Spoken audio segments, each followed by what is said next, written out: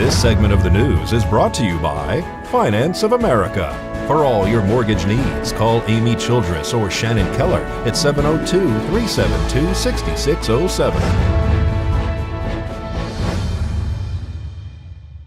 Over the past 2 decades, numerous studies of diet supplement use have found little evidence of benefit, but the industry continues to grow. Does this abundance of new information affect supplement use among U.S. adults? This health tip is brought to you by Desert View Hospital and Mountain Valley Physicians Group. Don't put your health on hold. We have time for you. Call us to schedule your appointment. 775-751-7100.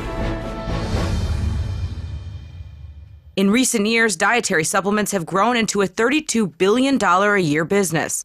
And as the industry has expanded, so has research into the possible benefits and risks of taking supplements. Supplements are tremendously popular. In the late 1980s, more than a third of Americans were using these sort of products.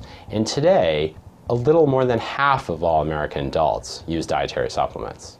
In the current issue of JAMA, Dr. Peter Cohen discusses the results of a new study examining trends in dietary supplement use among U.S. adults between 1999 to 2012. A total of 38,000 people were asked about what vitamins, minerals, and supplements they used.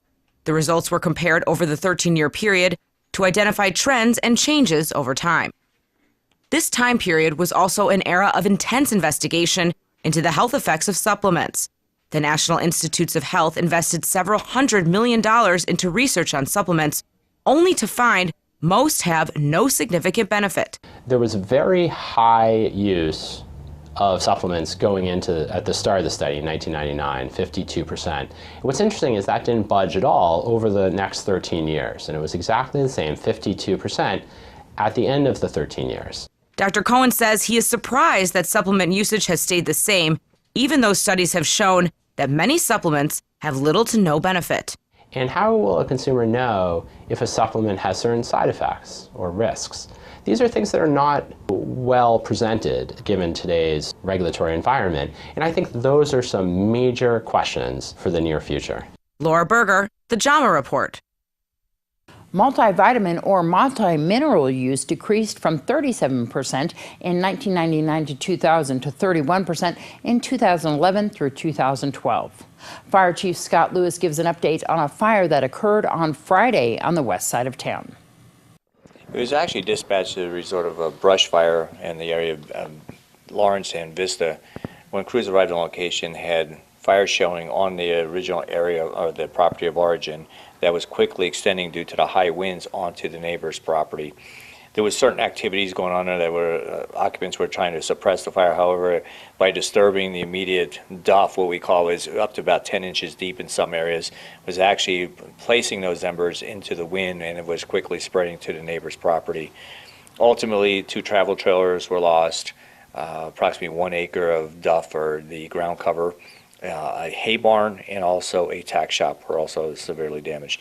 We also had immediate livestock in the area that needed to be protected by being moved, so we were having to place people in the way of the heavy smoke conditions that were in the area. One of our animal control officers was doing just that, received a little too much smoke, and was transported to a local hospital. And then what about the 2 travel trailers? Were they residents? No, they were just sitting idle at the rear of the property, and it's my understanding they had been sitting there for an extended period of time. Let's talk about the residents trying to put out their own fire. I know that their intention is to be helpful. Yeah, there's, we try to explain to people to try and not disturb it too much, allow us to come in and to do our job, but by disturbing it, it actually placed us at greater risk when we were trying to do our scene size up and understand exactly what the extent of the scope of the problem was. It was placing blinding smoke, and I mean seriously blinding smoke. We went into it, my LT and I, and we couldn't see our hand in front of our face. But by lifting that material up in the way they were doing it, it was just allowing that wind to take it.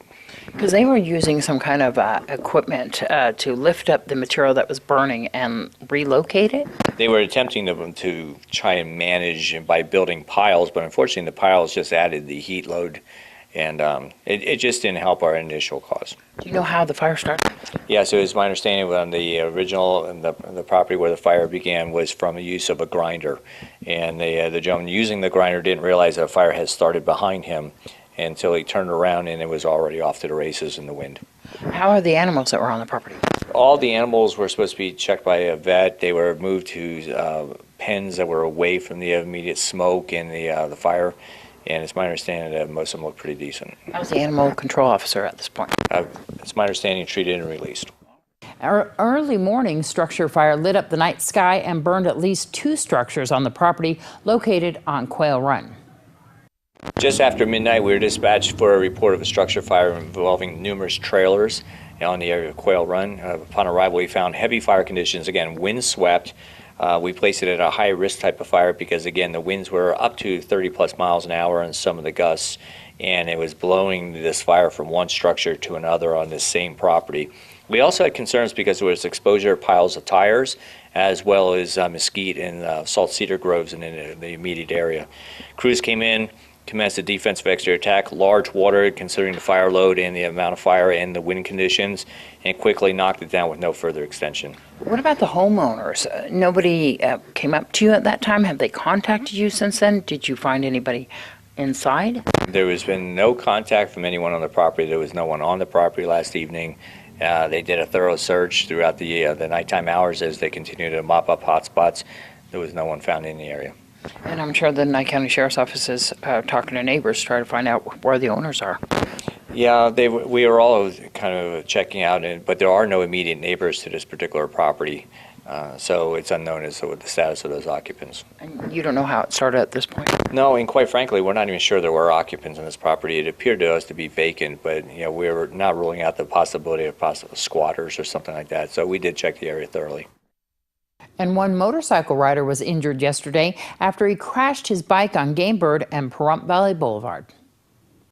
A single-vehicle motorcycle accident occurred yesterday afternoon on Gamebird and Pahrump Valley Boulevard. The motorcycle rider laid down his bike. There was no other vehicle involved in this collision. Pahrump Valley Fire and Rescue and Nye County Sheriff's deputies arrived on scene. Deputies blocked traffic in all directions while the accident victim was being transported via Pahrump Valley Fire and Rescue ambulance to Desert View Hospital with injuries sustained as a result of this accident.